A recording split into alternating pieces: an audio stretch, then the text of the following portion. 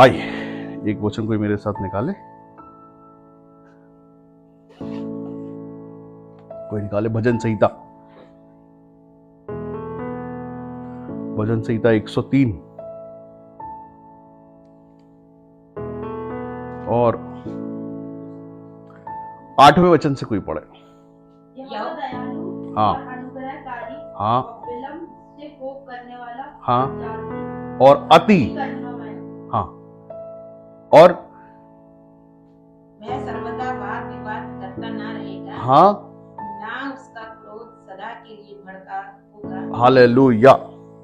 वचन कहता है यहां पर परमेश्वर दयालु और अनुग्रहकारी और विलंब से कोप करने वाला और अति करुणामयी है। कैसा है? अनुग्रहकारी और विलंब से कोप करने वाला। क्या है विलंब से कोप करना? मतलब धीरे से। मतलब कितना धीरे से? 1 साल बाद, 2 साल बाद, 10 साल बाद। हाँ, मतलब जिस समय आपने पाप किया उस समय तो, जिस समय आपने गलती की उस समय तो परमेश्वर आपको मौका देते हैं। कोई बात नहीं, हो गया है। हाँ, मन फिराने का मौका देते हैं। किस बात का मौका? मन फिराने का मौका कि तुम उस गलती को समझ लो, याद कर लो और मानो कि हाँ हुआ है, और मन फिरा लो। परमेश्वर से क्षमा मांगो, परमेश्वर क्षमा कर देंगे क्योंकि परमेश्वर दयालु है। परमेश्वर पिता दयालु है, इसलिए सब कुछ माफ है। लेकिन कब माफ है? जब आप हाँ उसको, उस चीज को रियलाइज करो कि हाँ हो गया मुझसे, प्रभु चूक गया हूं, मैं गलती हुई है, मैं आपके वचन पे नहीं बना रह पाया हूं, या मैंने कुछ ऐसा काम किया जो वचन के खिलाफ है, या कुछ भी ऐसा जो आपको अच्छा नहीं लगा। हम इस बात को मानते हैं और परमेश्वर के अधिकार में सौंपते हैं और मान लेते हैं कि हाँ प्रभु हुआ है। और परमेश्वर क्या करते हैं? दया करता है, अनुग्रह करते हैं और अति करुणामयी। करुणामयी मतलब किसको बोलते हैं? करुणा क्या है? करुणा, करुणा क्या है? किसी को दया से भी ज्यादा अगर कुछ होती है तो वो करुणा होती है। मतलब बहुत गहरा प्रेम है ये परमेश्वर का हम सबों के लिए। एक गहरा प्रेम है कि परमेश्वर मतलब दिखाते कि अगर हम रो रहे हैं ना तो उनको तकलीफ होती है, अगर हम परेशान है, दुखी है, चेहरे पे मायूसी है, तो कहीं ना कहीं आप हम अभी नॉर्मल बच्चों की बात करते हैं, हमारे अपने ये जीवन की हम बात करते हैं। यहाँ हमारे बाल बच्चे जो है छोटे मोटे, उनके चेहरे पे जब उदासी दिखती है तो कौन सा माँ बाप की रोटी उतर जाती गले से? हाँ, कुछ भी है, कोई भी बात है, छोटी सी भी बात है चाहे बड़ी सी भी बात है, जब उसके चेहरे पे मायूसी है, दुखी है, परेशानी है, कमी घटी है, कुछ है, कुछ तो ऐसा हम लोग होता है ना, यार कुछ प्रॉब्लम है इसके साथ, इसका चेहरा उतरा लग रहा है। माँ बाप क्या करते हैं? माँ बाप बड़े जो भी होते हैं अपने से छोटों के लिए चेहरा देख के उनको समझ में आया था कि कुछ तो प्रॉब्लम है, कुछ कमी रह गई है, कुछ बात हुई है किसी वजह से, इसका मुंह उधरा है, चेहरा इसका डाउन सा लग रहा है, आज ये कुछ अच्छा महसूस नहीं हो रहा है। तो हम क्या करते हैं? उसके सिर पे हाथ रख के पुचकारते हैं कि कैसे भी करके बताओ प्रॉब्लम क्या है, क्या बात हो गई भाई, क्या खाना अच्छा नहीं लगा है, कोई रिश्तेदार ने तुमको बोल दिया, किसी ने तुम्हारे गाल खींच लिए हो, क्लास में डांट पड़ी हो, टीचर ने कुछ बोला हो, किसी दोस्त के साथ तुम्हारा झगड़ा हुआ, या कोई ऐसा जिसने तुम्हारा मन दुखाया, या ऐसा क्या है जिसके कारण तुमको तकलीफ पहुंची, तुमको ठेस पहुंची है। परमेश्वर भी अनुग्रहकारी और करुणामयी परमेश्वर है। परमेश्वर को पता है अगर आपका मन दुखा है, आप उदास है, आपके मन में किसी बात की कमी है, तो परमेश्वर को पता है। लेकिन कौन से परमेश्वर को पता है? जिसको आप सच में अपना पिता समझ के सब कुछ बताते हो उसको। अगर आपने परमेश्वर को परमेश्वर बना के बहुत ऊपर रखा कि आप तो स्वर्ग में रहते हो, आप तो परमेश्वर हो, आपको मेरा क्या लेना देना, तो ऐसे बच्चों की सुनाई देगी क्या बात? या हम उस करुणा के हाथ के नीचे ही नहीं ना रहना चाहते हैं, या हम शिकायत करते हैं तो किससे करते हैं, रोते हैं तो किसके आगे रोते हैं? कई लोग संसार के प्रेम में क्या आगे रोते हैं? उनको लगता है कि कोई हमारा अपना कोई कंधा हो जिसपे हम रो लें, और ये कंधे जो संसार में मनुष्य बनाता है, ये कभी भी टूट सकते हैं और कभी भी उखाड़ सकते हैं, कभी भी एक्सीडेंट में मर सकते हैं। लेकिन वो कंधा जो परमेश्वर की ओर से, वो एक सामर्थ का हाथ है जो आपके सिर के ऊपर रहता है। परमेश्वर का वचन कहता है मैं तेरे आगे आगे एक दूत भेजता हूं जो तेरे लिए मार्ग को तैयार करेगा। आपके आगे एक दूत है जो आपके रास्तों को बनाता है, वो परमेश्वर की ओर से। लेकिन ये कब है? जब आप परमेश्वर के अनुग्रह के हाथ के नीचे है तो, आप परमेश्वर की करुणा में है तो, अगर आप परमेश्वर की दया में है तो। और अगर आप परमेश्वर से कोसों दूर हैं, परमेश्वर से कोई लेना देना ही नहीं है, हम ही खुद में सर्वे सर्वा है, खुद ही बुद्धिमान है, खुद ही समझदार है, खुद ही ज्ञानी है और खुद ही योजनाओं को बनाने वाले हैं, हालेलुया। तो क्या परमेश्वर का अनुग्रह कहां होगा आपके सिर पे? परमेश्वर की दया होगी आपके सिर पे, परमेश्वर की करुणा होगी आप पर। आप प्रार्थना करते हैं कि प्रभु जी मेरी तरक्की हो जाए, आपके साथ परमेश्वर के रिश्ते हैं, परमेश्वर आपकी तरक्की कर देता है। आप निरंतर तरक्की करते चले आ रहे हैं। परमेश्वर ने आपको प्रसन्न किया हो सके, आपकी मुंह मांगी मुराद दी। हालेलुया। लेकिन परमेश्वर भी ये चाहते हैं कि जैसा मैं तुझे दे, पहले परमेश्वर देते हैं, बाद में चेक करते हैं। मनुष्य के साथ उल्टा है, पहले दो फिर हम बताएंगे हाँ सच सही हो कि नहीं हो तुम। हाँ, मनुष्य के साथ उल्टा है ये बात। कोई कहता है कि भाई मैं तुम्हारी कंपनी में जो है मैं जोड़ना चाहता हूं, पहले मेरे को प्रॉफिट दिखाओ कितना है तुम्हारा, तुमने कितना कमाया पिछले महीने, फिर मैं इन्वेस्ट करूंगा उसमें। और कोई डूबती हुई कंपनी में कोई पैसा नहीं लगाता। लेकिन परमेश्वर जो आपसे प्रेम करते हैं, आपकी कंडीशन को नहीं देखते, आपकी शक्ल सूरत को नहीं देखते, आपके बीते हुए जिंदगी को नहीं देखते, आपके पापों को नहीं देखते, आपकी जात पात कुछ नहीं देखते। आपने यहां बोला कि हाँ मैं विश्वास करता हूं कि यीशु मसीह एकमात्र जीवित परमेश्वर है, बस आपने इस बात का अंगीकार किया कि मैं विश्वास करता हूं कि अगर कोई परमेश्वर हो तो वो सिर्फ आप हो यीशु मसीह, और दूसरा कोई नहीं। और वो दया करुणा चालू, वहां से करुणा कहां शुरू हो जाता है? आप पर बरसना शुरू हो जाता है। मैं देखा हूं ऐसे लोगों को जिनको कुछ नहीं पता, ना वो बाइबल जानते हैं, ना उन्होंने सिर्फ नाम सुना है। कई लोग तो नाम भी ठीक से नहीं ले पाते। मैं आपको बताऊं, कई लोगों को जैसे मैं बोलता हूं तो 4 बार मुझे बताना पड़ता है कि वो यीशु मसीह है, नाम उसका। नाम भी लोग टूटा फूटा लेते हैं तो भी लोगों के जीवन से परेशानियां गायब हो जाती है, चंगाई आ जाती है। कैसे हो जाता है? ये सिर्फ नाम काफी है उस परमेश्वर, उसका नाम यीशु मसीह। हालेलुया। हम सबको चाहिए करुणा, हम सबको चाहिए अनुग्रह, हम सबको दया चाहिए, हम सबको परमेश्वर का वो सॉफ्ट सौम्य रूप चाहिए। हाँ, लेकिन कब? जब आप परमेश्वर को रेस नहीं दिलाओ तब। परमेश्वर को रेस दिलाना क्या है? आज्ञा का उल्लंघन करना रेस दिलाना है। क्या है? आज्ञा का उल्लंघन करना परमेश्वर को आनंद पहुंचाना नहीं है, परमेश्वर की महिमा करना नहीं है। ये सीधा सीधा परमेश्वर से बैर लेना है। अगर आप परमेश्वर की आज्ञा सुन रहे हैं तो सुनने के पीछे पहले अपने अंदर से ये ताकत इकट्ठी करने कि मुझे सिर्फ सुनना नहीं है, मुझे चलना भी है उस पर। अगर मैं चलना नहीं चाहता या चलूंगा नहीं तो सुनो भी नहीं। वचन कहता है कि या तो परमेश्वर में गर्म रहो या तो परमेश्वर में ठंडे रहो। तो दूर दूर तक उसका कोई लेना देना नहीं आपसे। मतलब बहुत बिल्कुल ठंडे हो, हाँ ये जानते हैं यीशु मसीह कोई परमेश्वर होगा, हमारे साथ तो अभी तक ऐसा कोई इनकाउंटर हुआ नहीं, हम क्या चल जाते। या तो हाँ मैं जानता हूं मेरे परमेश्वर ने क्या किया मेरे लिए, हालेलुया, वो आग के स्वरूप में आता और मुझे छूता है, तो आप गरम और गरम रहने का उसमें परमेश्वर। अभी आपने परमेश्वर को जान लिया, परमेश्वर के अनुग्रह को जान लिया, प्रेम को जान लिया, कोप करता वो भी जान लिया, विपत्ति को रस्ता वो भी जानता, और अधूरे स्वभाव से विपत्ति सब जान ली, और फिर भी अवहेलना करे उस बात की, जानते हुए भी नहीं जाने, और ऐसे कर लेंगे हाँ हमें कुछ नहीं, हम कुछ नहीं जानते। आज्ञा तोड़ी, झूठ बोला, पाप किया, हाँ किसी के पीठ में छुरा मारा, किसी को धोखा दिया, जो करना कर लिया, हमने सब कर लिया। अभी क्या करोगे? कर लिया तो क्या परमेश्वर देखेगा नहीं? कैसा लगेगा उसको, जिसको वो संतान कहता है। अभी सोचो कि आपको एक स्कूल से बुलाव आ जाए और आपको बाहर खड़ा किया जाए, बोले देखो तुम्हारे लड़के की करतूत देखो, इसने क्या किया, बाजू वाले को 4 चांटे मारे मुंह पे, उसे खून आ गया। कैसा लगेगा? जिस बच्चे को हम अच्छे विचार से सुनाते, सिखाते, पढ़ाते, अच्छा खिलाते, पिलाते, अच्छा पहनाते और मान सम्मान से रखते, इज्जत से हम उससे बात करते हैं, गालियां हम नहीं देते तो वो भी नहीं देता, और अगर वो ये करे तो क्या लगेगा? यार इतनी तैयारी तुम्हारी, इतने अच्छे लोगों में तुम्हारा उठना बैठना, और उसके बाद आउटपुट ये कि हम तुम्हें अच्छा सिखा रहे हैं, बुराइयों में तुमको जाने नहीं दे रहे, गंदे बच्चों में तुमको बैठने नहीं दे रहे, उटपटांग चीजें, तुम कुछ भी तुम्हारे पास सब कुछ पॉजिटिव होते हुए ये क्या चीज निकली तुम्हारे अंदर से बाहर? अंदर से बाहर आई ना। ये कौन सा? हम तो गुस्सा नहीं करते, तुम में गुस्सा कैसे आया? ये तो फल हमारे है ही नहीं, तुम्हारे अंदर कहां से आया? कैसा लगेगा? क्या करोगे?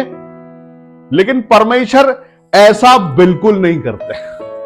परमेश्वर दयालु के दयालु ही रहते हैं, चाहे हमारे आउटपुट कैसे भी जाएं, चाहे हम दशमांश खा जाएं, चाहे हम पाप करें, चाहे हम कुछ भी करें, तब भी परमेश्वर की ओर से क्या निकलता है? अनुग्रह।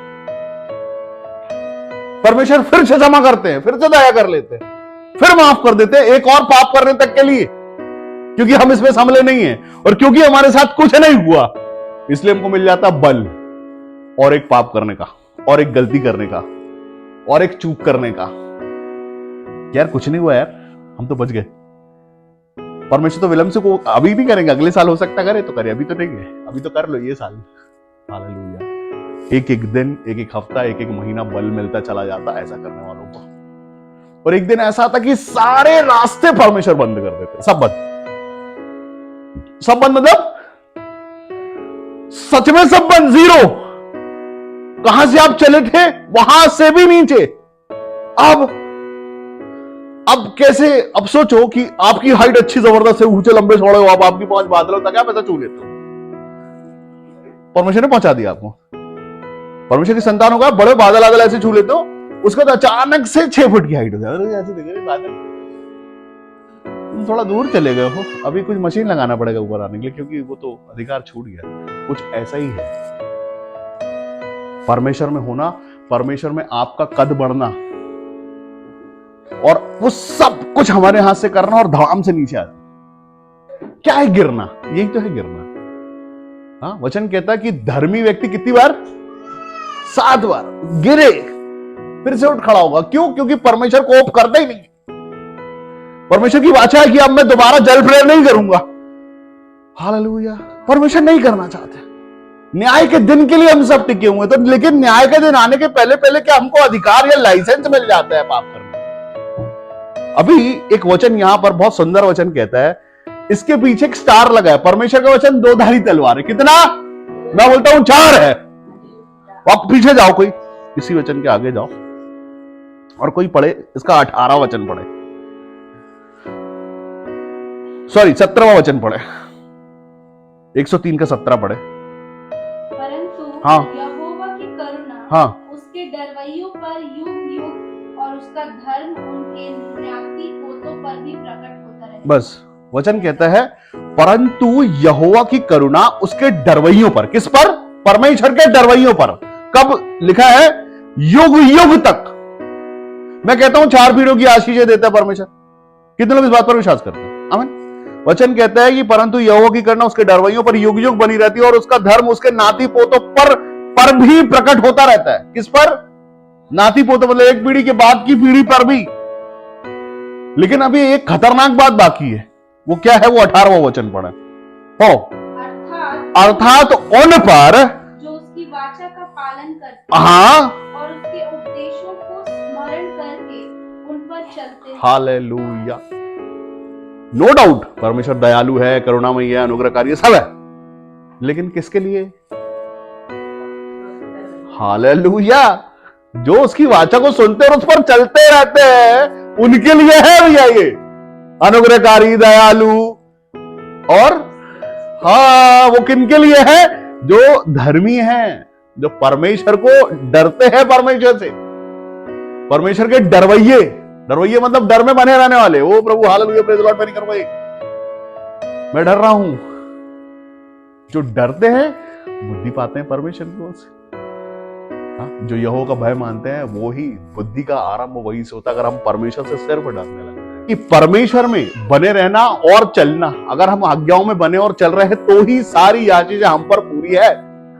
अगर हम आज्ञा में नहीं है, हमको डर नहीं है परमेश्वर का, और अगर हमने कर लिया और तो उसकी माफी भी नहीं मांगनी, हमको एक्सेप्ट भी नहीं करना कि ये हुआ हमसे तो कुछ हुआ ही नहीं, हालेलुया, हमसे तो किसी ने कहा ही नहीं। उसके बाद हम सोचे कि परमेश्वर की करुणा, परमेश्वर का अनुग्रह, परमेश्वर की दया बरसेगी क्या? क्या करते हैं ऐसा करके? हम परमेश्वर को आनंद दिलाते हैं, परमेश्वर की महिमा करते हैं, या रेस दिलाते हैं?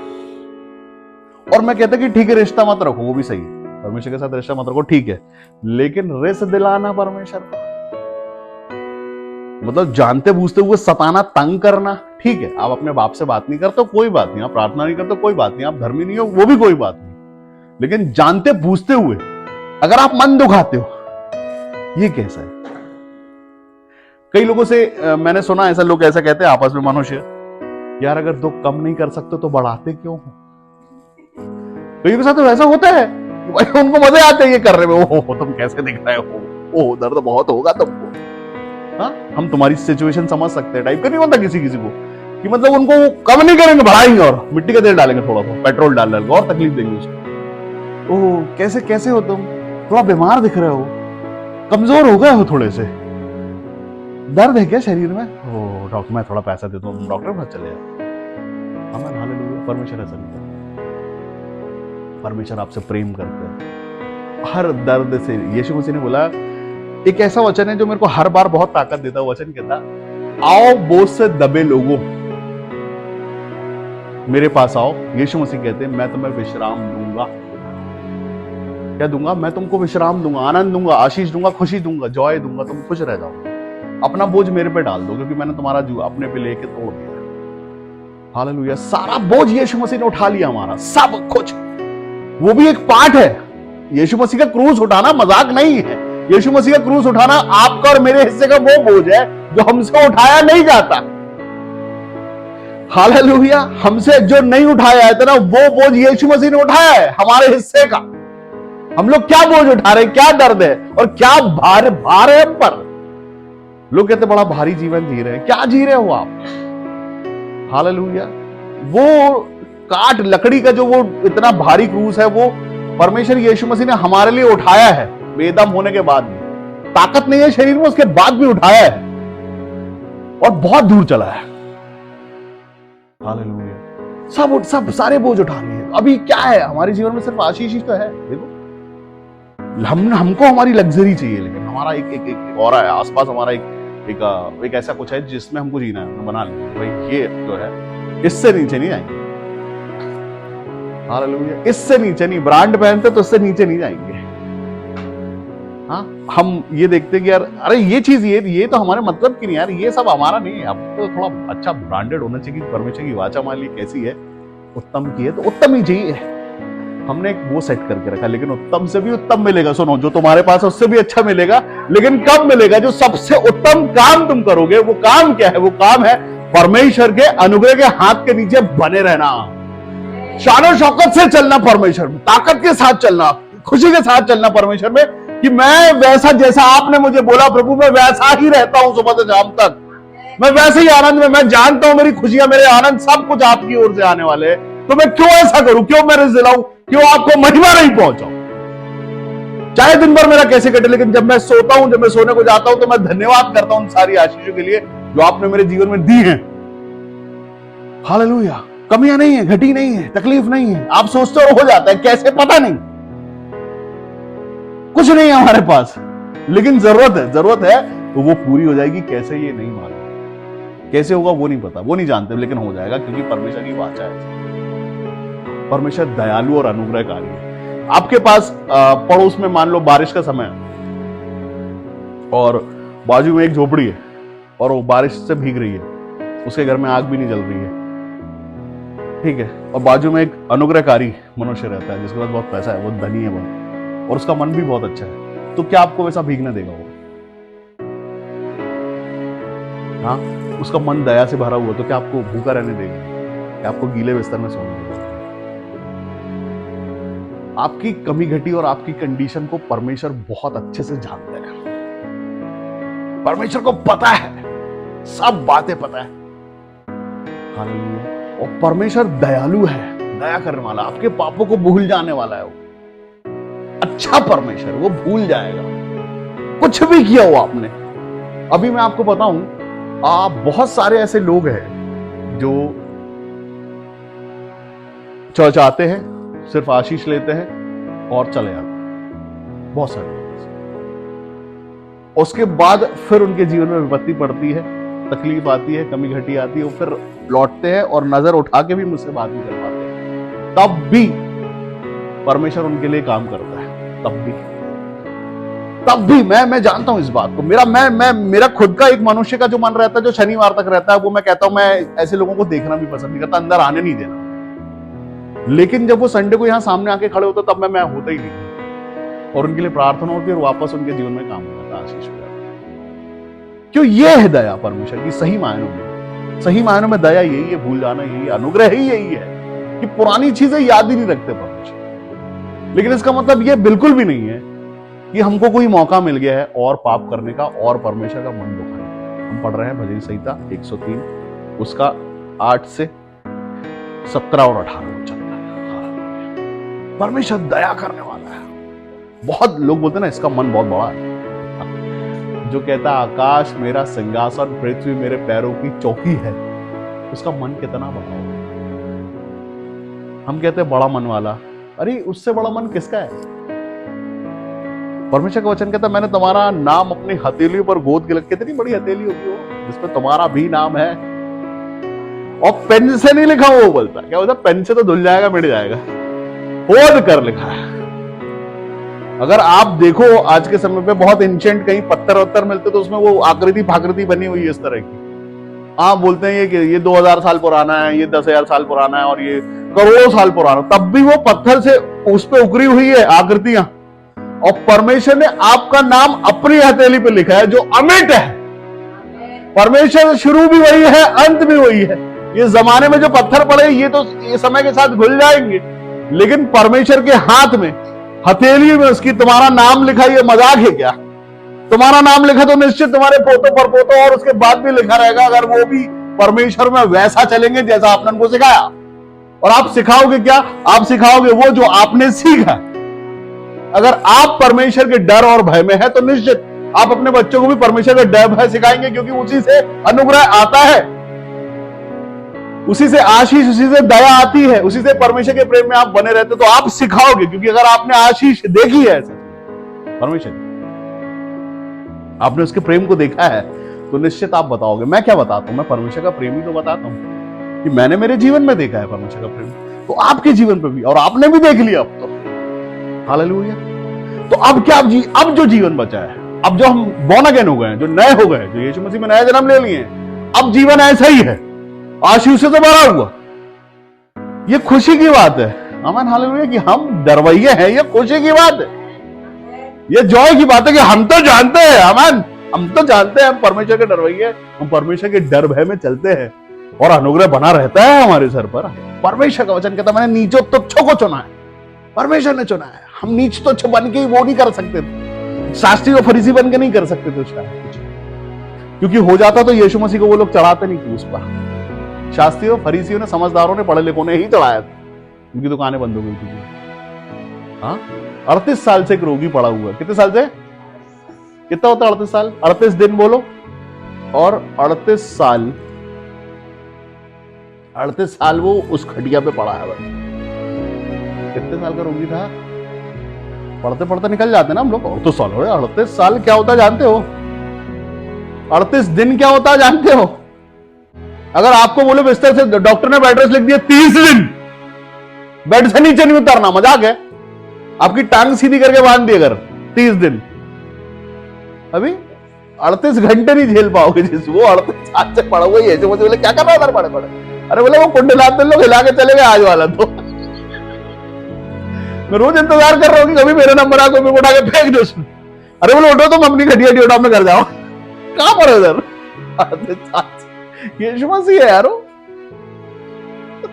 बोले कब से पढ़ो? बोले 38 साल हो गए प्रभु। यीशु मसीह ने अपनी गांठ उठा और अपने घर जा, और वो खड़ा हुआ खटिया उठाया घर, और बाजू वाले देख रहे हैं इसको, ये कौन है, क्या कर रहा है भैया, ये तो दुकानें बंद करवाएगा हमारी। हाँ, इसको जब चढ़ा दो क्रूस पे। यहां परमेश्वर के अनुग्रह के हाथ के नीचे आना सिखाया जाता है, उसमें बने रहना सिखाया जाता है, और उसमें आशीष कैसे मिलते जाए और वैसा बता दे रुक जाए। हालेलुया। आप आशीषित हो गो, बने रहो उसके हाथ के नीचे, बने रहो, उसको पिता करके मान लो एक बार। बस एक ऐसा पिता जिसके हाथ में सब कुछ है। सारी सृष्टि, हमें गीत गाते हैं, सारी सृष्टि के मालिक तुम ही हो। जो वो सारी सृष्टि का मालिक तुम्हारा ही है जब, तो और क्या चाहिए? सारी सृष्टि के मालिक तुम ही हो, और मैं किसका हूं? तुम्हारा। तुम किसके हो? मेरे। तो सारी सृष्टि का मालिक कौन है? आपका स्वर्गीय पिता। वचन क्या कहता है? 18वां वचन यहां पर ऐसा कहता है, अर्थात उन पर जो, किस पर ये सारी वाचाएं, सारी आशीष, सारी करुणा, सारी दया किन पर होती है? लिखा है उन पर जो उसकी वाचा का पालन करते हैं, परमेश्वर के वचनों का पालन करते हैं, जो और उसके उपदेशों को स्मरण करके चलते हैं। जो हमने सुना पिछले हफ्ते उसमें हम चल गए, आज जो सुना वो अगले हफ्ते चल रहे, जो 1 साल से सुने उस पर चलने लगे, जो 1 साल से सुनते चले आ रहे हैं, 10 साल से सुनते चले आ रहे हैं, जीवन भर से सुनते चले आ रहे हैं, उस पर चलने लगे। हालेलुया। तो क्या होगा जब अगर आप चल रहे हैं परमेश्वर की वाचा में, तो क्या होगा? तब लिखा है ऐसा कि परमेश्वर दयालु, अनुग्रहकारी, विलंब को करने वाला और अति करुणामयी है। वे सदा वाद विवाद करता ना रहेगा, ना उसका क्रोध सदा के लिए भड़का रहेगा। क्रोध कौन भड़काता है? हम। परमेश्वर का क्रोध को भड़काता कौन है? खुद परमेश्वर नहीं, सॉरी, हमारा जीवन, हमारे काम। और क्योंकि हमारा रिश्ता है परमेश्वर के साथ, तो उसका मन दुखता है। हालेलुया।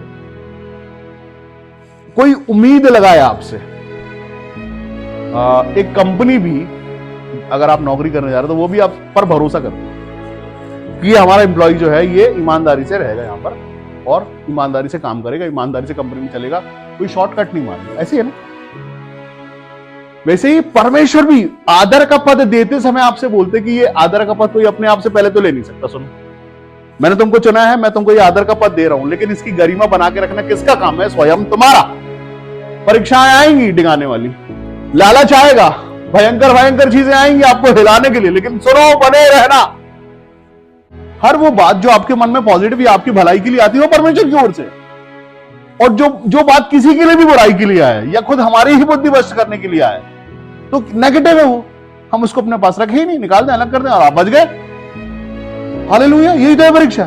कैसा लगता है? लिखना पड़ता होगा क्या परीक्षा? नहीं नहीं नहीं, ऐसे ही आती है कि जो युद्ध है ये मांस और लहू का, मतलब कोई सामने से मनुष्य की शक्ल या जानवर की शक्ल लेके आपसे लड़ने नहीं आएगा। विचारों में युद्ध है, विचारों का युद्ध है ये। आप क्या क्या मन में डाला गया और क्या चल रहा है। सही बात है। तो मेरा पड़ोसी मेरे पीठ के पीछे ऐसा बोलता होगा, हाँ ये बात सही बात है। आप कभी मिलेंगे तो उसको 2 घंटा आप बनना, हाँ सही बात है। तो जब मिले तो फिर बोले भाई नमस्ते। ये तो नमस्ते कर रहा है यार, मेरे को तो कुछ और पता चला था घर में बैठे बैठे। अगुवाई तो हुई थी मेरे को, लेकिन किसकी ओर से ये मालूम नहीं। जो पॉजिटिव अगुवाई है परमेश्वर की ओर से, नेगेटिव अगुवाई जो है वो दुष्ट की ओर से। हाँ, मनुष्य की दुष्ट अगुवाई कर देता है कई बार। ऐसा जो थोड़े से नेगेटिव होते हैं, से 1% दोनों मैं बोल रहा हूँ, बाकी आप 99% परमेश्वर के बोलूंगा। आमीन। 1% भी जो बुराइयों पर ध्यान रखता है उसकी बुद्धि घुमा देना बहुत आसान है उसके लिए, बहुत आसान है। आप इतने से भी अगर धोखे से नेगेटिव हो रहे हैं तो घुमा देगा बुद्धि और आप भरमा दिए जाओगे, आपको पता नहीं चलेगा। जब तक आप परमेश्वर की मदद नहीं मांगोगे तब तक बुद्धि बांध दी जाती है। परमेश्वर का वचन एक जगह कहता है, मैंने कुछ देर के लिए उनकी बुद्धि खोल दी। इसका मतलब बुद्धि खोली और बांधी दोनों जाती है। मत्ती 18:18 ऐसा कहता कि जो कुछ तुम मेरे नाम से पृथ्वी पर खोलोगे वो स्वर्ग में खोलेगा और जो बांधोगे वो बंधने भी पाएगा। हालेलुया। मैं लोगों की बुद्धि के लिए जब प्रार्थना करता हूं तो यही प्रार्थना करता हूं, खोल दो ताकि ये वो जाने जो आपकी ओर से आने वाला है, ज्ञान। हाँ, क्योंकि संसार का जो हाकिम है वो बंद कर देता बुद्धि। लोगों को समझ में ही नहीं आता, उनको लगता है मैं तो अभी भी स्टिल परमेश्वर में ही हूं और मैं पाप में गिरते गिरते गिरते ही जा रहा हूं, लेकिन मैं तो परमेश्वर हूं, मैं तो परमेश्वर हूं, मैं तो परमेश्वर हूं। लेकिन काम कुछ परमेश्वर वाले हो नहीं रहे। देखते देखते हमको लगता है ये कहां गए यार, हम ये कौन सी जगह है, ये तो हमारी जगह है ही नहीं। लेकिन हम तो परमेश्वर में, परमेश्वर में सिर्फ नामधारी है, बाकी सब। उसके बाद हम रोते हैं अंदर से, और तब भी रो दो उस समय भी कि प्रभु क्षमा करना, ये कहां अंधेरे में आ गए।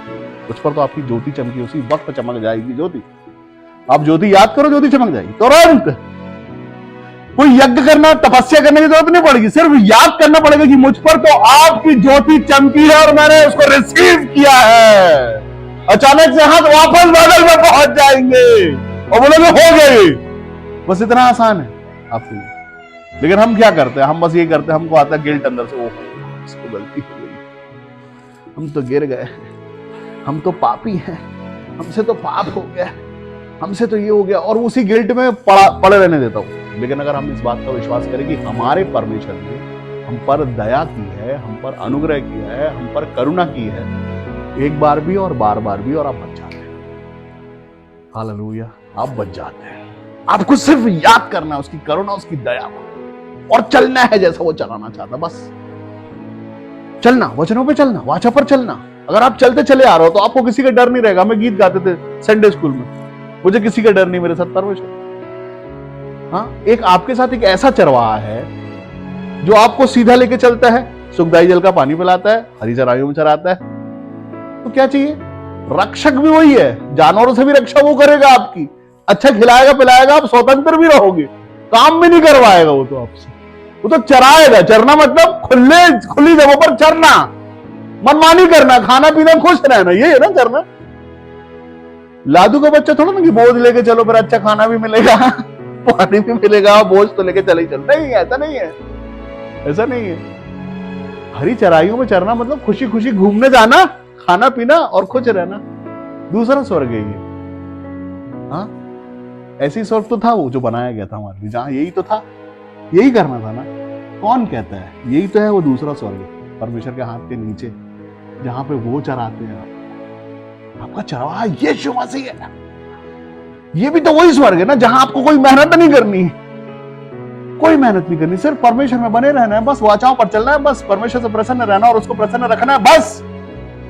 तुम मेरे नाम और मेरे राज्य की खोज करो, क्या है? यही तो है स्वर्ग, कि तुम वाचाओं में बने रहो, मैं करूंगा तुम्हारा उत्तम से उत्तम पूरा, सारी संसार की चीजें तुम्हें यूं ही मिल जाएंगी, यही तो है स्वर्ग। हालेलुया। आपको हाथ पैर नहीं मारना, आपको एफर्ट नहीं लगाना, आपकी आशीष आपका दरवाजा नॉक करके आपके पास आएगी, यही तो स्वर्ग है, यही तो आशीष है, यही तो अनुग्रह है। और क्या है अनुग्रह? और क्या चाहता है मनुष्य? यही चाहता है ना।